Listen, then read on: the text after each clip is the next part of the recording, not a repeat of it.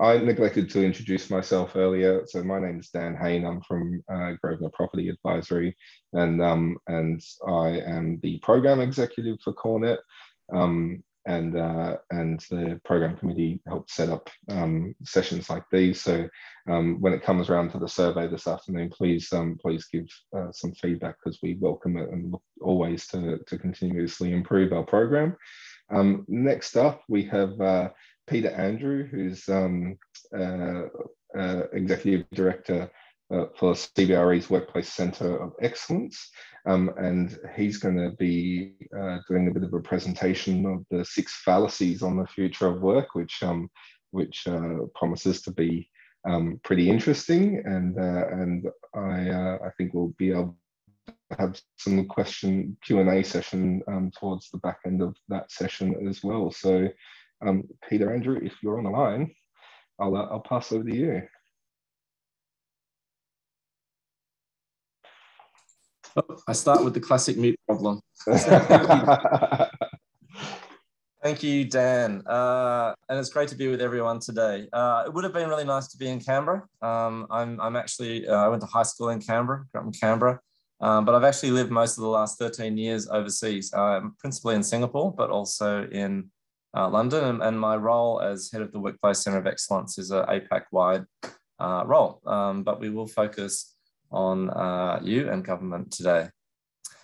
So the world has changed somewhat. And for someone who's been doing workplace strategy for probably more than 25 years, longer than I care to remember, all the things that were our rules of thumb have kind of evaporated. So that sort of sense of, well, what is this target? How does that work? We are still in the midst of something that's changing, and that's very, very blurry. That's terrifying in one sense, but it's also really exciting. The substance of the tools and the conversation and the psychology of workspace has become increasingly apparent. So little real estate metrics, less important. Really understanding culture and behavior has become really, really critical. Probably the biggest question I got asked last year is, what is everybody else doing? And the answer pretty universally is they were asking what everybody else is doing, that we were in this midst of trying to understand what was going on. That then started to evolve. So by August last year, I saw people starting to guess. And by September, October, I saw people starting to test. So the way we used to think about workplace strategy is you'd go out and gather a whole lot of data and research, and from that, you'd kind of put the science together and come up with a solution. Whereas what we're actually seeing is kind of real-time innovation, where people are just trying things on the run, seeing what works, and they modify as they go along. And there are now so many levers that you can pull, safety levers, that if you kind of get it a bit wrong, well, I can go out and I can hire some flexi space, or I can have more people working from home, or I can drive up my sharing ratio. So with all those other levers in hand, it's given us this much more experimental realm of what's happening in the world of workplace strategy. But the other thing that has happened is, to some degree, and we've seen across the region, real estate or workplace has kind of lost the seat at the table. So having worked for many years to be really central to kind of the organization, in the midst of an emergency, HR, business strategy, business leaders got very involved in the running of workplace and real estate. And a lot of our real estate clients found themselves completely disenfranchised from that process, and suddenly found that there were office administrators running around sticking notes on desks about where you could and couldn't sit. So it's kind of important to kind of look at how that's changing things. So I guess that the upside of all of that is, because it's paramount to the leadership, if real estate, workplace property can bring the right proposition to the table, they're certainly willing to listen. But it does involve an approach to real estate and workplace that is much more connected to those other realms and parts of the organization. And so many organizations are saying now, a year later, we're starting to kind of build those connections, and we're seeing alignment that we never saw previously. It's probably worth touching on what is going through the minds of some of those other people in the organization that we need to align and work with. So probably the biggest thing we're seeing at the moment is a complete fear around attrition. So late last year, there was we're working with some management consultants at the moment, and they're detecting a big uptick in attrition late last year. And there's a prediction that when we get to whatever the new normal is, if we get a lockdowns of vaccinations, that there's going to be big waves of attrition. And the reasons that there's attrition happening in organizations at the moment, quite interesting. One of the reasons is that people are just doing complete life change, career changes. I don't want to be a banker anymore. I'm going to go and be a tennis coach or run sailing classes down at the beach or something. So there's that complete departure. There are people moving to organizations that are dealing with remote work better. So if you're there and you're a bit of a laggard as an organization, you don't have the right tech, and somebody's offered a job and that company's offering them a home office and subsidizing their work from home, then people are voting with their feet and they're moving to those organizations. But the number one reason why why the attrition is a problem is around culture. And it's that cultural disconnection people are getting from their organizations by not seeing each other, by living in the virtual realm. And the organizations that are not dealing well with maintaining their culture in a virtual realm are really suffering from an attrition perspective. Speaking to a HR person the other day, they said of the people that they've hired since COVID, they've had a 50% attrition rate already. So there's this real lack of stickiness from that perspective. So that's certainly an issue. We're also seeing in HR a kind of rethinking of jobs and roles and so forth. So on one hand, there's some organizations that have gone out very early on big space reductions around the world. Some of the banks in particular are looking at 50% of their current space requirements. And already HR have rewritten people's contracts. There are countries in the world where you don't have to get someone to agree to a new contract. It just arrives on your desk. If you want to keep your job, then you sign it. And those companies are breaking people into people permanently in the office, people 50-50, and people even 100% remote. In parallel with that, there's also a big shift happening within HR around rethinking skills and job descriptions and job families. So we have to be really careful as a real estate industry that we don't go off and design our new workplaces around the old work styles of how people worked in the old team structures. Because as we start to embrace the working from home and what that can do, we also need to be aware of the shift in the way jobs are changing. And those two things need to work in parallel together. We've also seen the arrival of this kind of used car salesman of the space world. So in a time where there's not a lot of clarity, there's a whole lot of instant experts have popped up. And that's kind of the reason, I guess, I wanted to talk about the fallacies, to kind of give some warning cautions about what we should be careful of as we look at workplace. Everyone's an expert, particularly the CFO, who sees immediate opportunities to save money. So 6 fallacies about the future of work. And then after that, I'm just going to touch on what we might be seeing in the future of workplaces. So the first thing I wanted to talk about is the question I get asked a lot, which is this going to stick? So when this COVID thing is over, and as I say, I don't know if there is an over, but when it reaches some different, more normal kind of stage, will we keep doing what we do, or will we all just rush back to the office? And everyone will have seen the headlines of organizations like JP Morgan that are saying, I want everyone back in the office. Apple wants everyone back in the office. We've got an interesting dichotomy happening between the two major telcos in Australia, where one of them went very strong on remote working, one of them went very strong and come back to the office. There's an attrition problem now of people moving to that organization that offered the greater flexibility. But essentially, people's behaviors depend on how safe they feel. So whilst we are still feeling anxious and nervous, we will behave differently. And the caution in that is that if you start surveying people about what they think their future life will be like and how they're going to work, they are answering that through that lens of how safe they feel today, and that you're at risk that will change. And an example of that would be what happened at 9/11 almost 20 years ago now, where people couldn't rent a high-rise building to save themselves. People wanted low-rise buildings. People were moving out of New York. People predicted that New York as a city would die because work would essentially leave the city. Yet 18 months later, once people felt safe again, people streamed back and it was business as usual in New York. So that's one side of behavior. But the other side of behavior is, and we've probably all seen those habit books, 30 days, new habit, go to the gym for 30 days and we'll all be stuck in our new habit. That will happen with workplace as well. So the longer that people are working differently in these lockdown states, the more they'll start to become accustomed to things that they like about that, and they'll retain that. So we've got these two things that pull off against each other.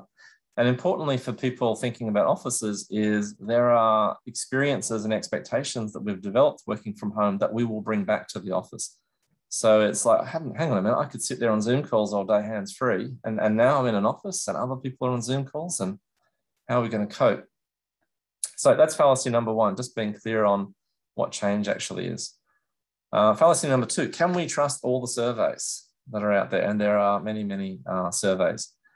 There's a yes and a no to that. Firstly, there are well-written surveys and there are poorly written surveys. But as I said before, the way they answer surveys depends on their state of mind of the day, and that may not necessarily be the long-term one. So for instance, you could ask a survey and say, can you work from home? Everyone says, yes, of course I can work from home. We've got the technology. Companies that couldn't provide the technology don't exist anymore. We had to work that one out pretty quickly. But just because you can work from home doesn't mean you should work from home or that you will work from home. So that will only play out over time as people sort of adjust to the new normal. And we all know the social pressures that could apply to that. Surveys are telling us some interesting things. So one of the things that we see a lot is a huge sort of uptick in how much I want to work from home. And a lot of people are saying 3 or 4 days a week working from home, which is a significant shift from where we were. So I would say over the last 20 years, whenever we've run a survey like this, there's always been a demand for most people to work 1 or 2 days a week from home. That's always sat there as a latent demand. Our society and our companies and our structures and our technologies weren't ready for that. But the 3 to 4 is kind of a bit new. But you can look at the Leesman data. And the Leesman data, Leesman's the organization that measures the performance of buildings. And they measured simultaneously last year the performance of people's current workplace and the appetite to work from home. And interestingly from that, that sort of tells me why you have to be cautionary about surveys is 25% the top 25% of best performing workplaces, so really great workplaces, those people actually only wanted to work from home 1 or 2 days a week. And the bottom 25% of workplaces, the majority of people wanted to work from home 3 or 4 or 5 days a week. So it's telling us potentially there's a causative link that great workplaces will attract people in and bad workplaces don't. So if your organization have filled out a survey and they've said, hey, we're going to work 3 days a week from home, before you implement that, it's worth just asking, if we build a better workplace, would you come back to the office? So be really careful about jumping in with that sort of data. The other interesting thing I've seen recently from surveys, it was a telco in Singapore, and we found out that 85% of staff wanted to work from home significantly, 2, 3, 4 days a week. 85% of leadership wanted to work from home less than 1 day a week. So we're seeing cultural divides between the workforce. And in that case, we told them to stop the real estate process, sit and have a cultural conversation about what kind of organization they wanted to be. And in focus groups, the staff were saying, and management needs to listen to us. You just can't tell us what we have to do. We want to be part of that conversation. Okay, fallacy number 3. We're going to save a hell of a lot of money from all of this working from home, right? CFO looks at the numbers very basically and says, right, 2 days a week working from home, that must be a 40% saving. Right, real estate, go and save me some money. Stace talked about this before, and I'll dive into a little bit more detail on this, which is the nature of how we attend the office and what's going to change. So in our pre-COVID world, we would come on average into the office 3 out of 4 days of the week, or 3 out of 4 people would be in the office at any particular time. This is 10 years worth of Asia Pacific data that I'm kind of quoting from here. And it was pretty level. There was always a little bit of an up and down over the week, but the variance was maybe 5 or 10%.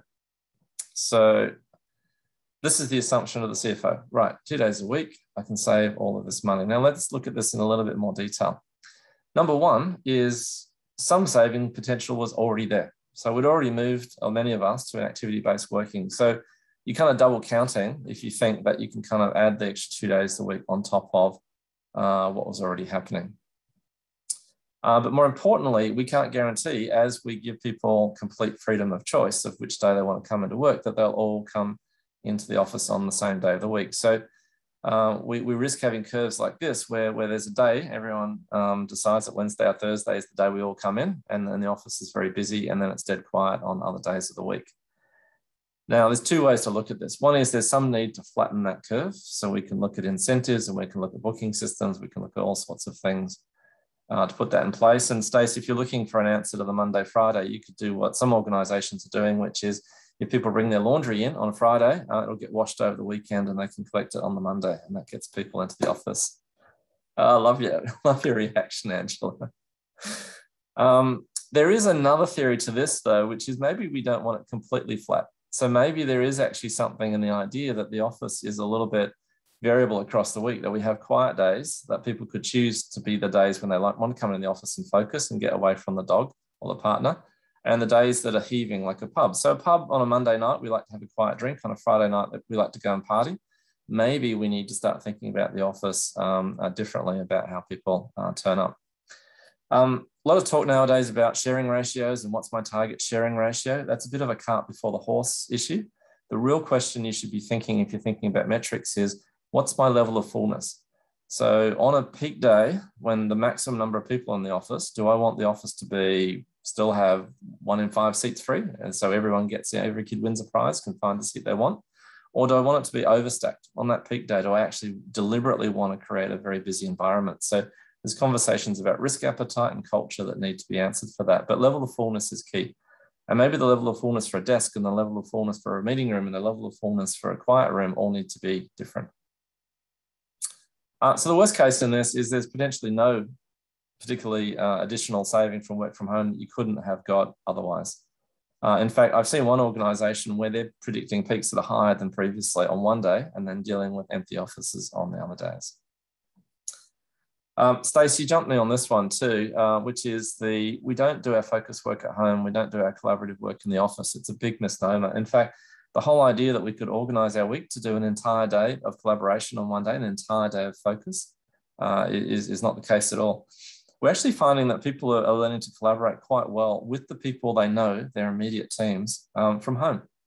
We sit on Zoom calls all day, not necessarily the best way to spend our lives, but we're coping quite well in that kind of collaboration. The kind of collaboration that we're missing when we work from home is actually the weak connections we have, the people from other teams that you might bump into occasionally. And so we had an interesting exercise the other day, an organization that's predicting only 25% of their workforce to come into the office any particular day. And they had designed an office full of 10, 12, 15 person creative brainstorming areas full of technology and whiteboards and so forth. And you know what the people said? They said, we just want to come in the office and hang out with the people we haven't seen very often. And we want to bump into the people from the other teams. The last thing we want to do is to come into a bespoke collaborative space. And so I fear there's a bit of a challenge here around people sort of jumping to this conclusion that this future office is this giant collaboration space, or there's an aspect of coffee and cafe to what that space would be. But it's more nuanced than that. And we have to recognize that when people work, they switch all the time. We switch between collaboration and deep thought and connecting to people. And all of these are important things. That idea of young people learning from overhearing other people isn't going to happen in a collaboration session. It's going to happen when you're sitting around working together and you just happen to hear what somebody else is doing. So I call that kind of hangout as kind of that major work style of the future. And I agree with those that are saying that we need focus space in the office. And not so much focus space, we need the ability to duck into rooms. We call them jump rooms now, where you jump into a room, take a quick phone call, go back into the office. And that sort of stuff needs to be really immediate to where people are working, not in some centralized kind of location. It's this rapid switching between different kinds of work. I would also contest that even while people will tick the box saying working at home works, they're saying that because their laptop works and then they've got broadband access. They're not really thinking about the full context of what it is. They probably overstate productivity. So the stuff I've looked at in terms of productivity is telling us that people are more productive because they are working longer. They're giving up some of their commute to work. But the analysis that's been done on pure productivity says there's been no productivity increase at all from working from home. We're more comfortable. We're probably spending more time doing individual tasks, but collective productivity or team productivity has been suffering as a consequence. And part of it is because we are needing to create meetings to exchange for what would have been a bump in the corridor. So we have to structure that conversation with someone that ordinarily we would have just run into grabbing coffee, which is filling up our days. And when we fill up our days, we're creating other problems. So This is analysis that Microsoft has done on the impact on our brains of going from back-to-back Zoom calls. Congratulations, everyone. We've got 4 or 5 hours today back-to-back Zoom, and this is what's going to happen to your brain. So I would encourage you all in the breakout sessions, just like Melanie before was walking in the park, get up, walk around, do something that releases our brain from this consistent pattern here. We're going to hear a lot about dopamine and cortisol and a whole lot of other chemicals in our body. And as real estate people, we need to start to understand the chemistry and science of stress and what we can do in terms of environments to release that. And that's partly the environments we build and the protocols we build around it. So if you haven't done it already, implement what we do in our organization or our team. We book 50-minute meetings and 20-minute meetings in calendars. There's normally an assumption that it might run over, and that's okay, but trying to keep to those timeframes to create these spaces between, and you can see how much better your brain is because of that. I wanted to delve actually a little bit deeper in this particular fallacy around mental health, because I actually think this is the biggest issue we're going to need to deal with going forward, really understanding the mental health impact of working from home. And we're only just getting to that length of time where we can actually start to measure it and detect it. You know, we had the bit of a holiday and everyone thought it was fun for a while. I'm in lockdown 6.3 or whatever it is in Melbourne now, 200 days of lockdown coming up on Thursday. That is having a toll on all of us. But there is stress that happens in all 3 realms of where we work. So there's stress at home. So I'm really excited today on this call because so many of you have got your videos on, and that's so uncommon for calls nowadays. And I can tell you, running workshops with executives in Hong Kong when no one's on a screen is incredibly stressful and taxing on the brain. We have stress around managing distractions and self-control. So stopping ourselves going to the fridge to eat another piece of chocolate is stressful to our bodies, and we impose that when we're at home because it's so accessible to us. We fear not being noticed. We miss those weak connections, but we do have better environmental control around us generally at home. But the office was never perfect either. The office was full of anxiety and overload and vigilance and being watched and the noise levels. And no one's really worked out what we're going to do when we're all at home and sorry, not at home, when we're all back in the office and everyone's on Zoom calls and the office is noisy, when we're talking to our computers more as natural language processing increases. And then finally, hybrid in itself has created all sorts of stresses. There's a stress of inequality. When I'm there on a dialing into a call and everybody else is in a room, do I feel equal in that kind of conversation? And we will come back to that. And there's been a rise in online bullying. So this is generally managers who are struggling to manage people remotely, and they are starting to resort to kind of social media bully kind of tactics in order to control their people because they don't have the skills in how to manage a remote workforce. So look out for all of those things. We ran a survey with clients late last year. Investment in physical and mental health was a very high priority that they were committing significant money to. There was a lip service option, and no one took the lip service option. That organizations are getting very serious about the health of their people. Fifth fallacy here is around open plan is great and activity-based working is great. So I think all of us in the industry have seen year after year where newspapers and magazines have put up articles saying open plan's a disaster. And we as an industry stand up and we defend that and we say, no, open plan is great. Well, it can be great when it's well executed, but it's often not well executed. We don't always listen to the view of the customer. The mental health issue is really, really important. And I don't necessarily think that offices and workplaces like this are the best thing in the world. And I think when you look at working from home, the Leesman survey again said that 50% of home workplaces outscored the best top 10, well, we're in the top 10% quartile of workplaces in the world. Working from home significantly was outperforming working in the office. And I think we have to really seriously look and go back to these kind of solutions and look at what we can do. We've been experimenting with what we call open plan that's not open plan, what I call in a complex way, interstitial planning, where we start to mix dividers and little small rooms in amongst these workspaces to create more private spaces, spaces where you can't be overlooked over your shoulder, where people feel less protected, where noise can be drawn out into other areas, rather than this sort of wholesale idea of big open spaces. Activity-based working, I'm a big believer in, but it has its faults as well. It's very effective for small teams, individuals, very autonomous people. But when large groups of people need to come together as teams, it can be a disaster sometimes. You don't want to be coming in at 2 o'clock in the afternoon and sitting on the other side of the floor from a colleague. And as we start to work more and more from home, the need to actually come together and sit together in groups is going to be more critical. The idea of hanging out with the people I need to hang out with. But I think we're going to see technology step in here. And rather than booking being focused on individual desks, which I think is a disaster or drive your efficiency down, I think collective booking of spaces, booking a cluster of desks in the same way we can book a meeting room will start to become much more important. Okay, so they're all my fallacies, and there's the tech that we might have in the future. Do I want to sit with my project team, my crazy Greeks, my Friday lunch guys, and we can sit with whoever we want, but that sitting together is going to be really important. Let's have a look at the future of workplace. And I'm going to start by looking at the history of workplace and kind of put in context what we've been dealing with and then where we're going from. So this is a lens of looking at workplace through the lens of how often people will come into the office, how often we attend the office. So the old arguments used to be, is it open plan or offices? How many offices do I have? And that was kind of a very kind of bipolar kind of argument.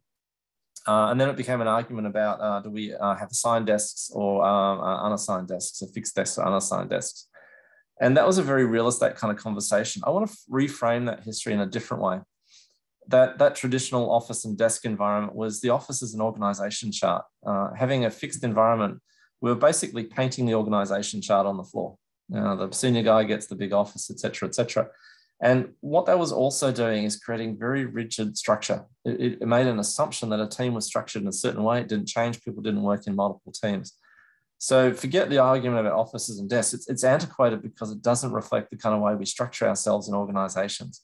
And so the move towards hot desking or activity-based working, whilst it was in the real estate world seen as a cost saving, underneath that, the bigger trend was it was about self-organization. It was about letting people and teams organize themselves in the way that they could to do their work as well as they could. In the case of in the case of hot desking, it was a bit more of a numbers game, but teams could still organize themselves as they would. In the case of activity-based working, it was about giving people choice of different activities, notionally on the view that people would perform better as a consequence, the high-performance workplace. The evolution of that with working from home comes when people are working from home 1 or 2 days a week. And in that model, we talk about the office as an attractor because every day I've got the ability to vote with my feet. Do I come into the office today or do I stay at home? This is the one that's really problematic with attendance because generally it's laissez-faire about who comes in the office when and how people organize themselves. We've released an occupier survey just last month. You'll see my email address occasionally on some of the slides. You can ask for it later. I'll send it to you. But what we're seeing on that is it's being delegated to middle management. So in most organizations, there's no central policy around it. They basically say to each team, you work out how to work out who comes into the office when.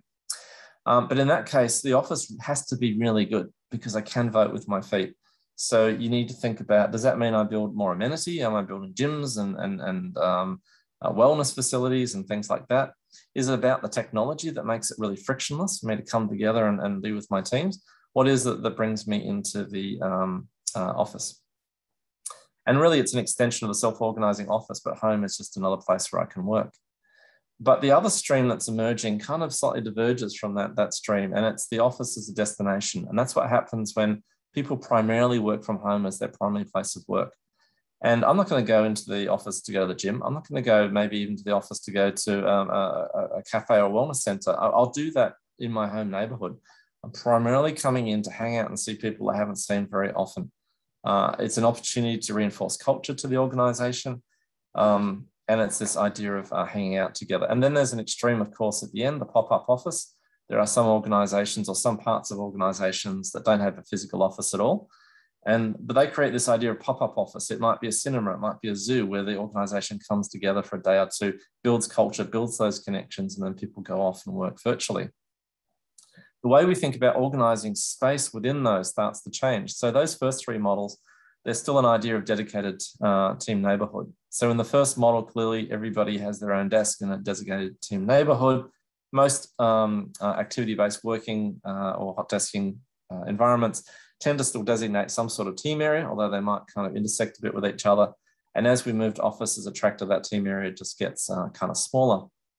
But when you've got people working 3 or 4 days a week from home, the behavior is going to be very different. It's going to be lumpier in a sense, that a team may not come into the office at all for 2 or 3 days, and then 100% might come in on a Thursday, and it's back to 0% or maybe 10% on a Friday. So apart from scheduling and coordinating that kind of mess, because clearly you can't allocate a team space anymore, right? That's going to sit empty for 4 days. So how do you get 40 people in together, all sitting in the same place on one day and then no one the next day? So, I think there's going to be a lot of emergence of technology that helps solve those problems for us going forward. And just to give you a sense of some data, this is a survey that we ran last year and again this year, asking organizations where they sat on the spectrum. I talk a lot about the dial's going to end up in the middle, right? So are we going to work from home, office? Where's it going to end up kind of going to the middle? And that's what we're seeing. So 47% of our clients are looking at that 1 to 2 day a week kind of model. It was 35% last year. It's essentially that group has been a shift from the left to the right.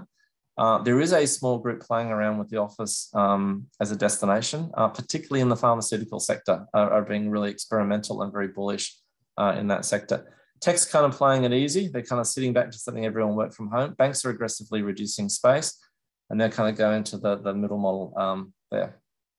Okay, a little bit more on the data here. This is kind of looking at how the workspace might actually change. So I think there's a question from Susie earlier on in the questions around the ratio of collaborative space to kind of workspace. And this is where you're going to see the change happening. Now, what you don't see here is big increases in large collaborative brainstorming spaces. There's a need for that kind of stuff.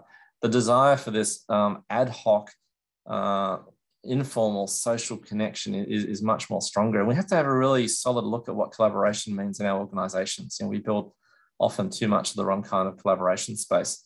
The other thing that's really booming, and it doesn't quite get picked up in the survey, is small rooms. We already know from past data going back 10 years, 75% of meetings are 3 people or less. So we've been developing rooms like we've got this idea called a stretch meeting room. It looks like a 3-person room, but if you wanted to bring another 3, 4, 5 people into the room, they lean against the wall, they grab a stool, they can. So it's a big, generous 3-person room that can become bigger. Those kinds of rooms are in high demand. These jump rooms, these little 1 or 2-person rooms that are not just for focus and not just for phone calls. It's about stepping in to have a conversation as well. These little rooms are increasing. And I don't think he's at the conference today, but John Corbett at Cisco is talking now about linked meeting rooms because of the Cisco tech. You can very easily just patch another meeting room into the same meeting. So you've got 5 people dialing in from home. You've got 4 people in a meeting room. The other 3 people in the office want to join. They just go and grab another small room and they dial in. Probably some of you experience that nowadays. People can't be bothered to come down to the meeting room. They go into a quiet room, a phone room on their floor to join a call. So all of that means we don't need as many big meeting rooms. We can potentially build lots more of these smaller rooms, distribute them more around the workspaces that we're creating. One other interesting piece of data here is the space per capita. We're all shifting away from area per desk as being that kind of key metric to area per person, but we're seeing it pull in opposite directions. We're seeing organizations that are worried about health and safety and are creating more spacious environments. And we're seeing organizations driving it really, really hard with work from home, which is proving there's no one size fits all. Every organization really needs to go out and work out what's right for itself. In government. Sorry, Peter, we're running a bit over time. We might need to just close it out if that's possible. Okay, I thought I had 45 minutes. It got shortened. Sorry, on the run sheet. Apologies. I thought that'd been okay. Okay, I'll close off in 1 or 2 minutes then. Okay, thank you. This is a hybrid workspace where we're now having to create a seat at the table for the people that aren't in the room, and for the people who are at home, there's a camera in the middle that can reduce that room back into a Zoom kind of environment. There is virtual technology that's emerging that allows us to replicate I can sit next to someone and overhear what they're saying. I can jump into an instant Zoom call. I can find people I haven't seen for a while and click and talk to them. And I was just going to touch on this one as the last slide. This is work I'm doing in Singapore about how do you create a pandemic-proof building. And the first comment that they made to us is don't assume that the next disease is going to be the same as this one. So we have to be really careful that this COVID airborne disease. If you're really rethinking it from first principles, do it differently. This building's really interesting because we've now created, this is a building under design at the moment in Singapore. You can get in two different groups, Team A and Team B, can get into the building completely separately and independently without ever crossing paths, lifts and paths and all those sorts of things. So we're going to see some real innovation in buildings. And by the way, they're looking at 35% natural ventilation and carbon neutral potential as well. So it's really spurring some really exciting innovation. And I was going to stop for questions, but clearly if I've overrun my time, we don't have time for that. I will go back to the chat and answer questions if needs be. Yeah, apologies. I think there was a miscommunication there, but yeah, I welcome everybody to please put some more questions in the chat. There is already a couple there. If you go in there, Peter from Peter McCamley and a couple of others. From the chat, I can tell you that it's been very valuable for everybody. So appreciate your time today. It's been fantastic, and I don't know. I feel like there might be a future panel with Stace and Peter on it in the works, because it sounds like there's a bit more conversation to have in this space. That was fantastic. So thank you very much. Sounds like a great idea. I'm up for that. Oh, great. Excellent. Watch this space. It's just making his job easy, Stace. Peter, thank you so much, Dan, for coordinating those two sessions. Stace, I think it was fantastic how we noted that the individual needs of the moving to the regions versus the agency needs for the region. I think that was, very interesting discussion. We'll all be watching how you address that in the future. And as I said in the chat, I think the way that you pivoted so seamlessly in 6 Parramatta Square, despite the program being very well down the delivery path, and making those few furniture changes to align to those new governance standards, I think was an amazing display of agility in that response that we're all taking to our learnings. So we really appreciate your session. Peter, I have known you for many years, and I still come away with a whole page of scribble every time I hear you present. It's just fantastic learnings today. I started doodling and circling some of the words, and I'll just read a few of them out. The first fallacy was based around safety. The second was around trust. I'm going to skip the dollars, but then we focused on engagement and people. Is this a HR conference or a property conference? I'm just going to read you some more words that I've got down here. Exhaustion, inequality, well-being, stress, anxiety, concentration. I really think we are, our sector is at this injunction of the impact that our properties have on our people, and we can see from the content and the learnings that we are trying to address from a corporate real estate perspective, we do have such an impact on people's lives with the workspaces we create. So Stace and Peter, if you are open to discussing with Dan and I when we can get you back on the program, I know we could talk all day. So thank you again for your sessions and your insights. Letitia's standing by to welcome us to our next networking session. We are going to adjust the agenda by 5 minutes. We did overhang that session just a little bit. We will take you to a slightly reduced 10-minute networking session. So Letitia, if you'd like to pose a question to the group as we go into networking for the next 10 minutes, thanks. Thanks, Angela, and thanks so much to Peter and Stacey. I loved the sessions, and Peter, you could have kept talking your 45 minutes. I was really enjoying your presentation, and both of you shared so much. I think things that are standing out for me is it just changes the new status quo. We've got an opportunity to lean in the future and really put people at the heart of every single thing we do with property. And we've just heard throughout the day that culture and people is so critical to have a winning formula for business. So I guess they were just some things that were coming up for me that might inform the discussion. But I do agree, it also is a good time to stand up and stretch and maybe run and get that cup of coffee as well. So enjoy the networking and enjoy a little stretch also.